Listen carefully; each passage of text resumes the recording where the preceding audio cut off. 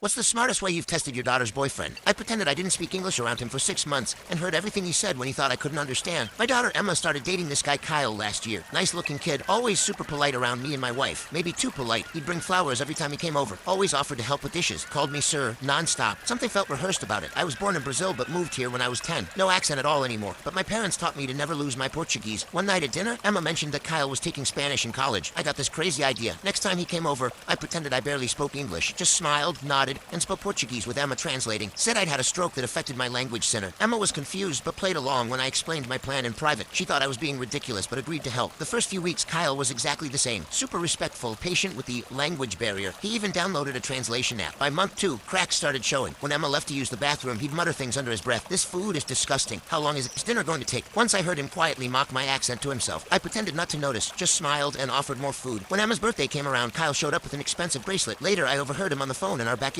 Yeah, I returned the cheap one and got the silver one instead. Her dad's loaded. Gotta look the part. That was interesting. I'm comfortable, but definitely not loaded. We live in a normal 3-bedroom house. I drive a 2016 Subaru. One Saturday, Emma had a shift at the hospital. She's in nursing school. Kyle came by anyway. Said he left his charger. I let him in, still doing my broken English act. While I pretended to watch a Portuguese soccer game, he took pictures of our mail, our investment statements, even opened my desk drawer when he thought I wasn't looking. The next week, I accidentally left fake bank statements showing a negative balance and massive debt on the kitchen counter just to see what would happen. 3 days later, Kyle told Emma he needed space and wasn't sure about their relationship. Said he wanted to find himself before getting serious with anyone. Emma was heartbroken but suspicious. She asked if my test had shown anything. I told her everything I'd heard. We waited to see if Kyle would come back once the fake bank statements disappeared. Sure enough, 2 weeks later, he texted her saying he'd worked through his issues and wanted to try again. Emma invited him over for dinner. He brought the usual flowers, called me sir again. I served his favorite meal, the one he'd called disgusting behind my back. Halfway through dinner, Emma started speaking to me in perfect English. I responded the same way. Kyle froze with his fork halfway to his mouth. You speak English? He stammered, looking at me. I've spoken English for 35 years. I said, almost as long as I've been able to spot guys who date my daughter for her money. The color drained from his face. Emma placed her phone on the table, playing a recording of him from last week. Once I'm in with her family, her dad can hook me up with one of his doctor friends. Then I'm set for life. He tried denying everything. Said I misunderstood, that my English must not be good enough to understand context. Emma held up his phone. He'd left it unlocked when he went to the bathroom. And these texts to your friends about my rich family you plan to use, am I misunderstanding those too? He grabbed his phone and stormed out, called Emma crazy, called me a sneaky old man. Emma cried that night, but told me the next morning she was grateful. 6 months of hurt is better than years of lies, Dad. Kyle's now dating the daughter of a car dealership owner. Emma's with a guy she met at nursing school. He brings homemade cookies instead of store-bought flowers, and talks to me the same way whether Emma's in the room or not.